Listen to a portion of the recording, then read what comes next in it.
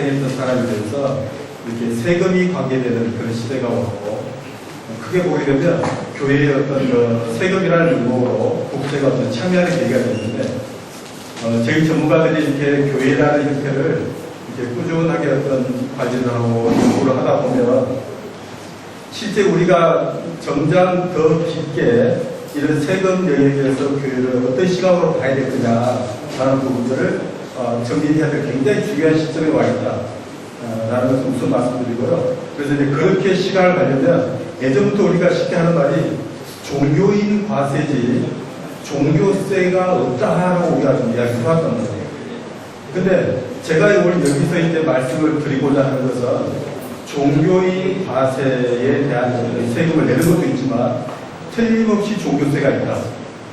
이 종교세가 있는 것도 지금 당장 생긴 것도 아니고 아주 오래된 시간부터 이런 종교세라는 게 있는데, 다만 시각 자체가 이 종교세를 다루는 시각이 우리가 어떤 일반 기업처럼 이렇게 돈을 벌어가지고 수익을 창출하고 비용을 차감한 다음에 일정 부분의 이익이 나서 그 이익에 과세를 하는 그런 형태의 시각이 아니고, 교회가 받는 모든 재산들, 교회가 이렇게 자의적으로 반대급부 없이 받는 헌금을 쉽게 말합니다. 그래서 이 헌금으로 이루어진 교회가 종교세 영역에 틀림없이 있는 것이고, 이런 식 관리를 지금 제가 이제 한국교회의 여러 통계 자료를 검토해 보니까 한국교회가 우리가 한 6만 교회 정도로 예측을 하게 된다면, 저희들 살펴본 통계로는 약 1% 정도.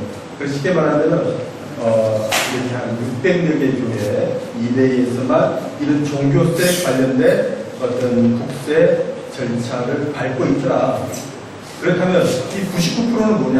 이 99%는 뭐냐라는 것에 대해서 우리가 그 종교세의 실체를 정확히 알고 우리가 준비를 해야 될 아주 중요한 시기에서 이런 부분들을 하나씩 설명을 드리도록 하겠습니다. 제가 이제 설명드린 것은 어떤 이제 PT 자료로 준비를 했고요. 여러분이 가지고 있는 유인부에는 들어있지 않기 때문에 화면을 봐주시면 될 것 같습니다. 일단 화면 같은 경우는 이렇게 크게 두 가지로 나눠져 있습니다. 이렇게 이제 자발적 의사로, 우리 이제 헌금을 말하는 것이죠. 자발적 의사로 교회에다가 헌금을 한단 말이죠. 헌금을 하는데 모든 자발적 의사로 돈을 받는 사람은 상속 증여세법에 의해서 모든 돈을 공짜로 받는단 말이에요. 반대급부 없이. 그래서 이런 돈들은 모든 우리 한국에 있는 모든 사람은 그런 말을 법적인적으로 하게 되면 거주자라는 용어를 씁니다. 그래서 이 거주자에 해당되는 모든 개인과 모든 법인, 자, 우리 종교 단체도 이렇게 하나의 법인입니다. 이게 법인으로 보는 단체가 됩니다. 그래서 이런 개인과 법인들은 모두 다 예외 없이 돈을 공짜로 받게 되면 증여세를 납부해야 된다. 그래서 우리가 이제 저 윗칸에 있는 거죠. 그래서 이제 거주자라는 단위로서 돈을 받는 모든 어떤 개인이나 법적인 단체나 이런 이제 버리는 증여세를 납부하게 되는데, 우리 교회는 증여세를 납부한 적이 없어요. 자, 모든 돈들을 다 반대급 없이 자발적으로 돈들을 받음에도 불구하고 우리 증여세를 안 내왔어요. 자, 이 증여세를 안 낸 것은 우리 교회가 시각이 짧았고 관리를 못했기 때문에 안 되고 있는 것을 우리가 그냥 버티고 있는 것이지, 국가에 있는 국세법에 의하면 당연히 이 증여세라는 것에 대해서 우리가 종교세 개념에서 증여세 어떤 부분을 우리가 지금 간섭받고 있다. 근데 우리가 그것을 현실적으로 못 느끼고 안 하고 있다. 단 1%에 해당되는 교육만이 이런 종교세 부분에 대해서 응하고 있고 그런 서류 행위를 하고 있다는 것을 말씀드리고요. 자, 그렇다면 세법에서 어떤 영역에서 우리 교회를 통제하고 있고 이런 증여세라는 종교세를 다루고 있는지를 봐야 되는데, 그렇다면 우리가 우리 교회라는 용어를 벗어나야 돼요. 벗어나고 국가가 국세에서 말하고 있는 그 용어에 우리는 다시 익숙해지는 시기에 왔다. 그렇다면 국가는 우리 종교단체를 뭐라고 부르냐? 그렇다면 공익법인 등, 공익법인인데 공익법인 등이라고 이제 저희들이 표현을 하는데요. 그래서 우리 종교단체는 교회가 포함되는 거죠. 그래서 공익법인 등이라는 지위를 가지고 종교세를 부담하는 지위에 있다는 거예요. 그래서 이 부분을 지금 겨우 1%만 인식을 하고 있고 의무를 하고 있는데 나머지 99%가 왜 안 하냐. 자, 이 법은 하단에 보시게 되면 96년도 12월 30일 날 전면 개정이 돼가지고 우리가 정예서를 부담할 수 있는 단체, 할 수 있는 단체라고 말했습니다. 그래서 원래는 정예서를 부담하지 않지만 어떤 계기가 되면 정예서를 부담해야 될 종교단체의 지지를 가질 수밖에 없는 입장에 있다. 그래서 오늘 말씀드린 것을 굉장히 잘 들으셔야 되는데 제가 이제 이런 신뢰를 지금 이제 우리 국세청에 있는 그 지방청에서 중부청, 서울청 이렇게 있는데요. 거기하고 실제 이 문제를 가지고 제가 지금 방어를 하고 있는데 그 종교단체는 한 5년에 걸쳐가지고 80억 정도의 헌금을 받았어요. 헌금을 받았는데 현금으로 헌금을 받은 거죠. 받았는데 이 헌금을 잘못 사용한 것에 대해서 정예세를 부과하고 그 정예세가 수십억을 맞게 되는 그런 계기가 돼 있어요. 근데 제가 이런 사실을 전문가로서 쭉 검토를 하고 가고 있는데 제가 우리나라 특히 이제 대형교회, 자산이 많은 대형교회를 보면 겁이 나서 보고 있어요. 너무 이렇게 보면은 제가 이렇게 결산서랄지 교회의 재산관리 현황을 한 장 한 장 펼칠수록 어떤 뭐 이런 종교적인 도덕성을 다 무시하고 어떤 법률 차원에서 정말 잘못된 부분이 있어서 제가 이 종이를 결산서를 이렇게 떨치기가 너무 이렇게 두려울 정도로 이렇게 우리 교회가 문제가 지금 많이 산정해 있다. 근데 이 문제를 사실상은 우리나라 한국 어떤 교계 자체의 성격 자체가 교단과 총회와 많이 분화가 되어 있어요. 그렇다면 사실상 이걸 관리를 해줄 때가 총회나 교단 차원에서 관리가 돼야 된다. 그래서 통합적 관리를 도저히 할 수가 없는 현실적으로. 그렇다면 총회나 교단에서 이런 사실을 분명히 잘 직시를 하고 그다음에 관련된 법조항을 다룰 수 있어야 되고 자 이것을 안 다루고 우리가 버티려면 국가하고 이렇게 좀 버티기를 해서 싸운다든지 그걸 이겨낸다든지 시간을 연장한다든지 그런 행위를 해야 되는데 그런 것까지도 하지 않고 지금 시간이 밀려서 우리 지금 이 시간까지 왔어요. 제가 왜 지금 96년도 12월 31일 날 시작했던 법률 자체가 제가 왜 2020년도 그러니까 한 25년 정도 지나가지고 이 자리에서 이런 말 한다는 것이 사실상 너무 안 맞는 거다. 우리 교계가 너무 이렇게 방심하고 왔다. 관리를 안 해고 왔다는 것을 제가 말씀을 드리고요. 자, 그렇다면 지금 제가 말씀드리고 있는 교회라는 용어보다도 공익법인 등이라는 용어에 여러분들이 익숙해 있어야 되고 이와 연관해서 국세청은 많은 공문을 날립니다. 자, 공익법인에 해당되는 교회는 이런 식의 보고 의무를 하십시오라고 그런 용지를 날려와요. 가장 심하게 많이 보는 데가 사실은 인천과 수원이나 경기 지역이 많이 지금 보내고 있는데 이걸 받는 교회도 있고 안 받는 교회도 있어요. 그래서 제가 이제 지금부터 말씀드린 것은 교회라는 용어보다도 공익법인 등이라는 용어에 더 관심을 기울이고 이 용어가 우리 교회에 어떻게 영향을 미치는지 그렇다면 우리 교회가 공익법인 등에 해당되는 것인지 그런 것부터 우리가 이 내용을 알고 들어갑시다 말씀을 드리고 페이지 넘겨주세요. 네, 더 넘겨주시죠. 지금 이제 이 페이지는 올해 초에 종교인 소득 TF팀이 해체가 됐어요. 해체가 됐다는 소리는 그러면 종교인 소득에 이제 그런 것이 정립이 됐냐라고 이제 이야기를 하면서 국세청이 하나의 제도를 들고 나왔어요. 들고 나와서 이제 종교인 소득 TF팀에다가 발표를 했단 말이에요. 이게 무슨 발표를 했느냐? 앞으로 모든 교회가 기부금 영수증을 발급하는 지금까지는 교회가 발급을 했는데 저것을 국세청이 대신해서 전자기부금 영수증을 발급하겠다라고 선언을 했어요.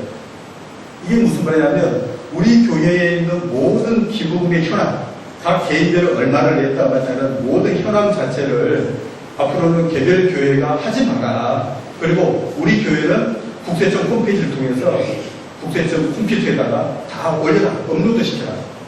그래서 업로드를 시키면 그에 나타나온 현황을 가지고 우리 국세청이 기부금 영수증을 전자로 발급해 주겠다. 자, 이렇게 되면 어떻게 되겠습니까? 이게 무슨 말이냐면 공익법인 등의 종교세, 정예세 관련된 부분들을 국가가 투명하게 관리하겠다는 소리예요. 그 첫발을 이 법이 전면 개정해서 96년도에 시작을 했는데 이것이 이제 25년 지난 지금의 우리가 국가가 어떤 계기를 가졌는지 모르지만 국가가 시작을 했어요.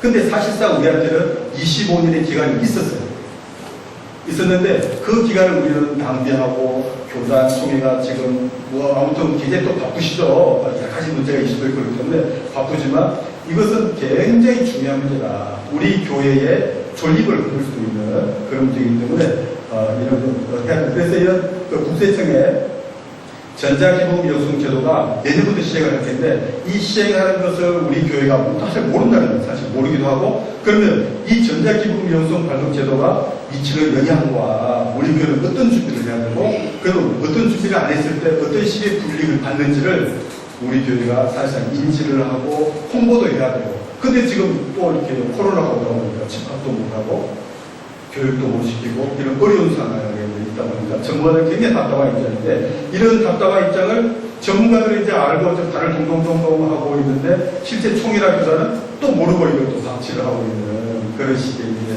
사태가 되다 보니까 굉장히 좀 안타깝기도 하고 그렇습니다. 페이지 넘겨주시죠. 그래서 이제 우리가 그 교회가 공익법인 등 앞으로 교회라는 용어 제가 이제 끝들이까지 공익법인 용어를 공익법인 등의 용어를 계속 써갈 텐데 여기 계신 분들이라도 우리 교회가 공익법인 등에 속한다라는 개념을 알아야 됩니다. 그래서 공익법인 등이라는 용어를 쓴다는 소리는 상속증여세법에서만 씁니다. 근데 모든 법률에 이런 식의 다루는 법은 국세기본법이라는 게 있고 그 다음에 우리가 이제 우리 교회는 법인으로 보는 단체다 보니까 이런 것을 다루는 것이 공익법인이잖아요. 그래서 법인을 제일 먼저 구성을 하고 이렇게 개념적이라는 데가 법인세법입니다. 그래서 법인세법에서 비영리법인이라는 틀로 출발해서 그 위에서 상속증여세법에서 공익법인 등을 추려냅니다. 그래서 우리 교회가 공익법인 등의 형태를 유지한다는 소리는 법인세법에 있는 비영리법인의 형태를 가져야 되고 그 다음에 상속증여세법에 있는 공익법인 등에 해당되는 요건을 갖추었을 때 우리 교회는 공익법인 등이 되고 관련된 권리와 의무를 얘기해야 되면 만약에 이런 행위가 안 됐을 때 우리는 증여세라는 엄청난 세금을 교회가 종교세라는 이름으로 납부를 해야 될 아주 막중한 시기에 와 있다 생각하시고요. 자, 그렇다면 공익법인 등에 이제 우리가 범위를 줄여서 봤단 말이에요. 맞으면 자, 공익법인 등은 여기 보면 큰 테마 빨간 글로 6가지가 나와 있습니다. 나와 있는데 이 6가지 중에서 우리는 그 중에 하나다. 그래서 우리는 공익법인 등을 다루는 6가지 테마의 하나인데 그 하나가 이제 국가가 지금까지는 큼큼한데 놔뒀다가 수명위로 올리면서 아까 했던 전자기부금 대응성 발급제도라는 제도를 여기다 섞어가지고 이것을 더 객관화시켜야 되겠다라는 시도가 이제 시작했죠. 본격적으로. 그래서 우리 교육 이런 사항들을 사실은 어떻게 알려야 될지 또 개별교회가 어떻게 준비를 시켜야 될지 부분들을 사실은 전문가들이 굉장히 난감한 사실은 시기와 이치에 와 있다는 겁니다. 그래서 이런 공익법인 등에 우리 교회가 소속되어 있다는 부분들을 조금 더 구체적인 형태로 보여드리면 자, 넘겨주시죠. 여기 보면 이제 이런 발전한 말이 많은데 아주 단순화시켜서 보게 되면 파란색 어떤 적인 글자를 봐주세요. 지금 이제 우리 교회가 공익법인 등이 되려면 아까 했던 것처럼 법인세법의 비영리법인의 형태를 가져야 되는데 쉽게 말해 무슨 말이냐면 우리 교회가 총회나 교단에 사단이나 재단법인에 들어가 있어야 된다는 거예요. 그러니까 독립교회처럼 만약에 사단 재단법에 소속되지 않는 교회는 더 큰 문제가 있는데 그건 아예 빼기로 하고 우리가 일반적으로 우리 교회는 사단이나 재단법인의 형태를 통해 가지고 교단이나 총회에 소속된 교회가 돼야 되고 두 번째는 국세청의 고유번호증을 받는 겁니다. 고유번호증을 받고 세 번째는 헌금을 받는 기부금, 쉽게 말하면 헌금을 이게 다 그러잖아요. 그러니까 내가 총회에 소속돼 있고 사단재단에 소속돼 있고 두 번째 국세청의 고유번호증을 받고 세 번째 성도들로부터 헌금을 받았다. 그러면 공익법인 등이 되는 거예요. 그래서 우리는 그렇다면 한국에 있는 교회, 윤방교회가 대부분이 이런 형태를 띠고 있다. 그렇다면 우리 이런 띠고 있는 교회가 다 공익법인 등이다. 그렇다면 증여세 납부 대상에 바로 들어간다. 그렇다면 우리는 뭘 관리를 해야 될 거냐라는 생각인데, 일단 이제 제한된 시간이기 때문에 간단하게 제가 테마 부분만 짚어서 말씀을 드리도록 하겠습니다. 자, 그렇다면 돈 낸 사람, 수련자인데요. 헌금 기부자인데 이 기부자를 무조건 국가가 이렇게 문제를 삼는 게 아니고 일정 기준을 뒀습니다. 그래서 실제 이제 쉽게 말하면 많은 돈을 내는데 1년 동안에 교회가 받은 총 헌금 액수의 1% 이상자는 국가가 관리를 합니다. 1% 이상. 그러니까 예를 들어서 1억 헌금을 받는 교회가 있다. 1년에. 그렇다면 100만 원 이상 내는 사람이 있으면 그 교회는 국가가 관리하는 대상에 들어가기 시작한다. 그리고 대형 교회는 1%가 안 되더라도 2천만 원이 넘는 사람, 헌금자가 있으면 그 2천만 원이 넘는 사람이 우리 교회에 소속돼 있다. 그러면 국가가 관리하는 교회가 되는 겁니다. 자, 그리고 한 발 더 들어가서 교회 재산이 내가 교회를 갖다가 건물이 있는데 이 건물을 교회 명의로 등기가 되어 있는 교회. 그러면 한국 교회는 대략 한 45%도 50% 정도가 자기 건물을 가지고 있어요. 그래서 자기 건물을 가지고 있는 교회 중에서 5억짜리 이상이고 헌금 수입이 3억을 넘는 교회 중에서 아까 제가 1%라고 했지 않습니까? 1% 중에서 5%를 넘는 성도가 있다. 돈을 낸 사람이 있다. 성도가 있다 그러면 그것은 조금 더 요주의 대상 교회가 돼요. 우리 그거 몰랐죠. 네. 그러니까 1%니 2천만 원이니 5% 기준에 해당되는 교회가 있는지 없는지를 파악을 해야 된다. 그래서 파악을 해서 대비를 해야 될 시기에 왔다고 생각하시고, 우리는 오늘 이 자리에 오신 김에, 자, 1%, 우리 교회 중에서 1년 총 헌금 중에서 1% 이상 낸 사람이 누가 1% 이상이고, 총 금액이 얼마가 되느냐라는 생각을 지금 하셔야 되고, 또 대형 교회는 2천만 원 이상짜리 낸 사람은 몇 명이냐, 누구냐라는 부분들이 나와줘야 된다. 그리고 또 5% 넘는 교회가 있다. 그러면은 특히 국가가 더 집중해서 관리하는 시기가 됐다고 생각하셔야 됩니다. 자, 그래서 여기서 이제 우리가 돈을 낸 사람도 있고 또 돈을 내는 그 재산의 종류가 있는데, 지금까지는 법이 잘못 해석하게 되면 부동산과 주식은 굉장히 요주의 대상입니다. 부동산과 주식을 헌금을 받았을 때는 아주 중요한 문제가 생기는데, 그것 말고도 현금을 받았을 때, 사실 우리 현금 다 받잖아요. 현금 받는데, 현금을 우리가 헌금을 받게 되는데, 현금 받는 것 중에서 아까 했던 돈, 우리는 이제 기부금 영수를 가져가게 되면 우리 교회가 좀 더 봉투에다가 이름을 적잖아요.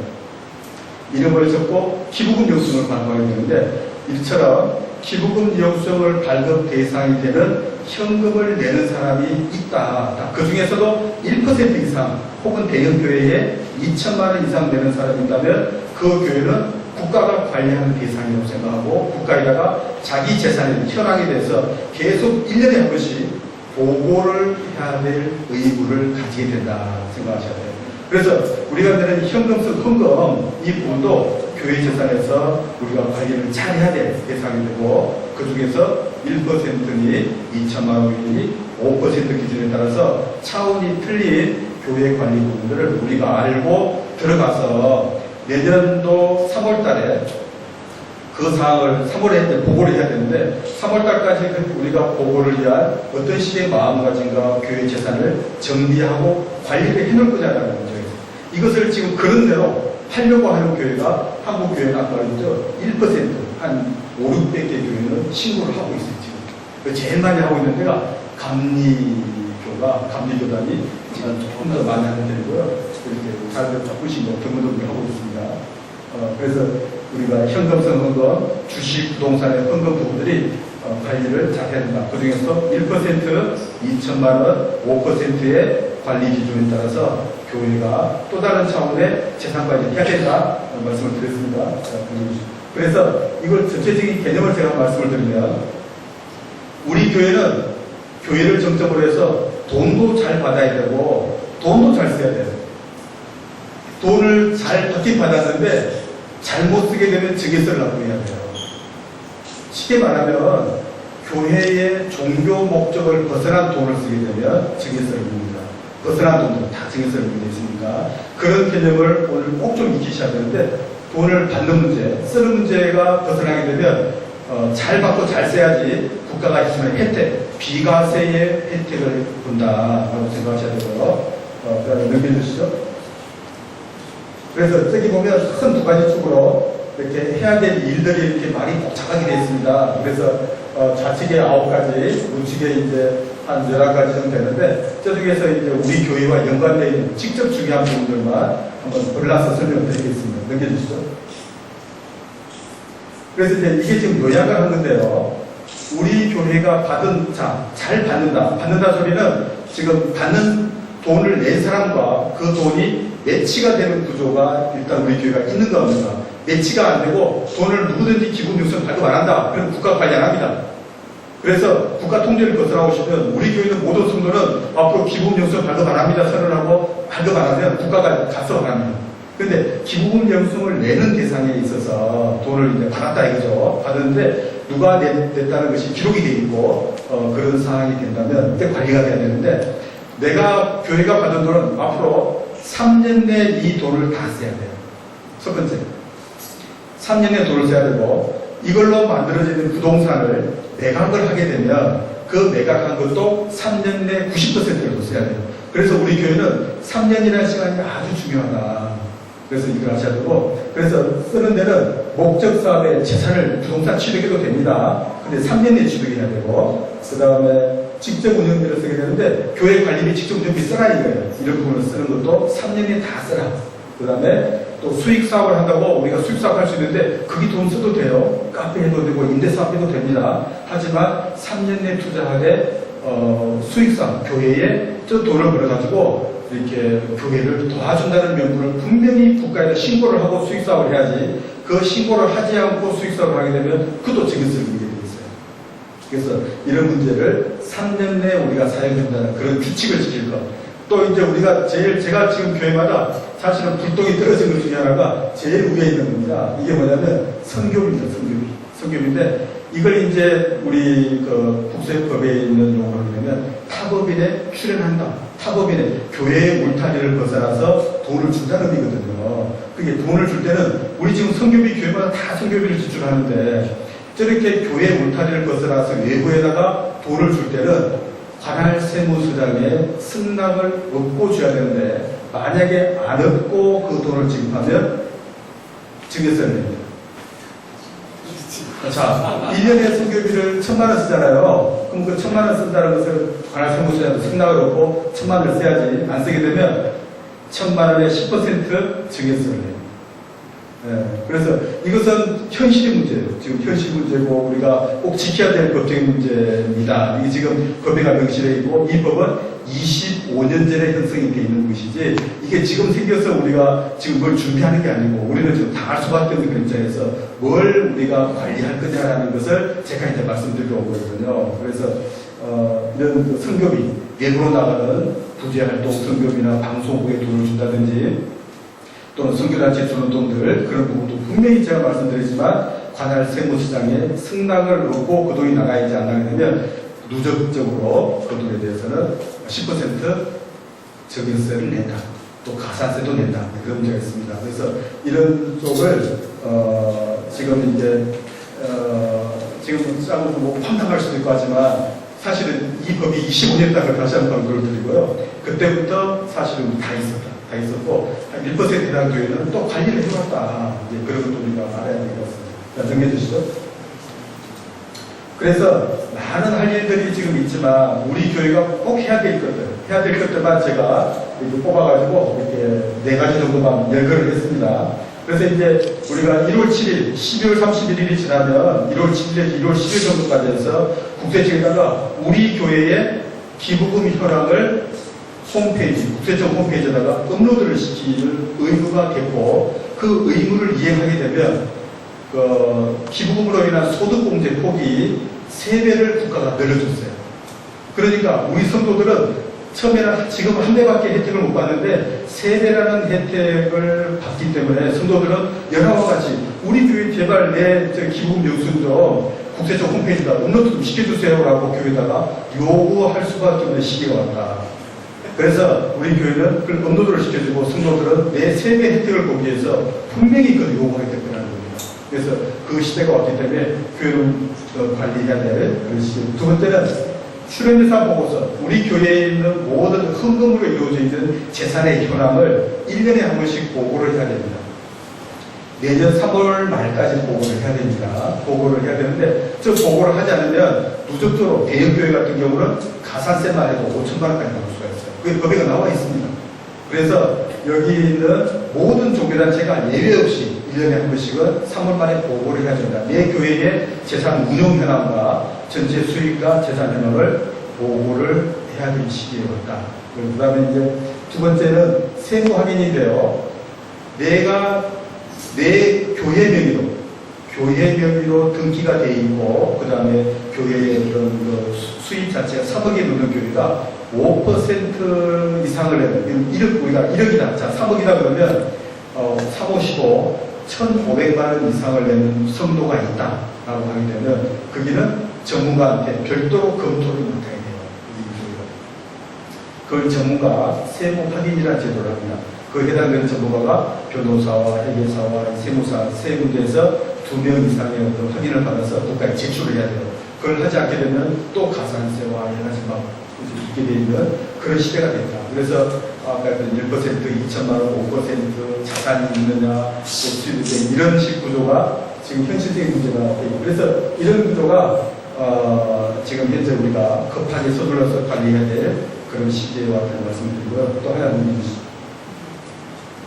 그래서 그렇다면 우리 교회가 지금 어떻게 이걸 준비할 거냐에 대한 이 체크리스트를 제가 간단하게 하나 만들어 봤습니다. 그래서 다른 것은 거의 오늘 이건 꼭 우리 오신 분들이 하나 촬영을 해서 이 체크리스트를 교회가 제가 테마를 드렸으니까 이 테마별로 준비를 해야 돼요. 그렇다면 우리 교회의 첫 번째, 올해 이제 하반기 돌아가시면 지금 이제 옆에 교회랑 다 같이 해야 될 때 교회 재산조사를 하셔야 돼요. 재산조사를 해가지고 전체 우리 교회 재산이 얼마나, 그 부동산을 얼마고, 비품은 얼마고, 그 재산조사 현황을 전체 조사를 다 하셔야 되고, 그 다음에 우리 교회에 있는 헌금자의 종류, 헌금의 종류, 그 다음에 헌금 종류 중에서도 1% 이상자나 또는 2천만 원 이상자나 또는 5% 이상자나 우리 교회가 그런 것들을 구분해서 관리를 잘하고 교회 재산에 운용되는 현황, 얼마를 받고 어떻게 쓰느냐라는 문제에 대한 정리가 필요한 시기가 왔다는 말씀드리고요. 그래서 이 체크리스트는 꼭 이제 우리 교회가 필요한 내용들이니까 이런 정도는 꼭 알았으면 좋겠습니다. 네, 그래서 급하게 이렇게 말씀을 드렸는데 얼마나 잘 전달했는지가 모르겠습니다. 이양 마치도록 하겠습니다.